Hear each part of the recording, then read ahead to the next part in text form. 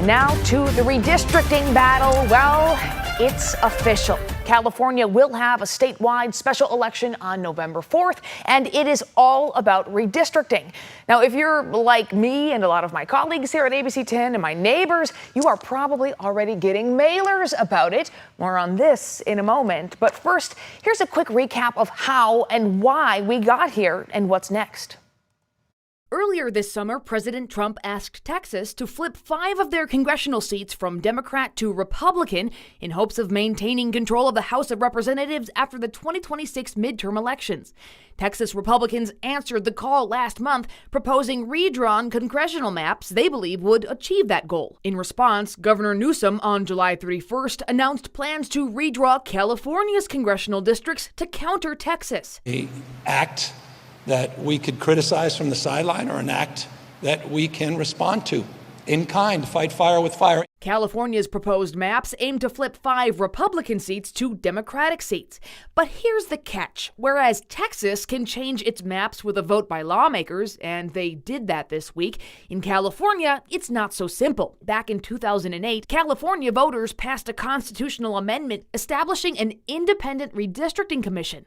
That bipartisan group is in charge of redrawing California's congressional districts every decade after new census data come out. So in order for California to change its maps like this mid-decade and to favor Democrats, first, lawmakers have to approve them, which they did this week at the Capitol after much heated debate. What's happening here is simple. Gavin Newsom and Democrat politicians are trying to ram through a corrupt redistricting scheme to rig California's elections. It's undermining both the letter and the spirit of the California Constitution. The legislature is entitled to propose amendments to the state constitution.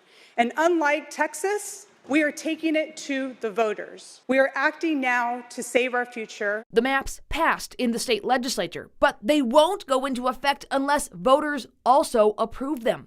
In a special statewide election on November 4th, voters will be asked whether to bypass the Independent Redistricting Commission for the next 3 election cycles, 2026, 2028, and 2030, and use these redrawn maps.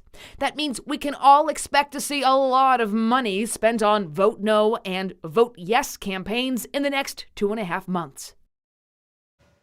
And that brings us back to this mailer, which many of you are likely receiving. It's urging a no vote in the November special election. It's also sparking criticism. On the front page is a quote from the League of Women Voters of California, and the group is pushing back.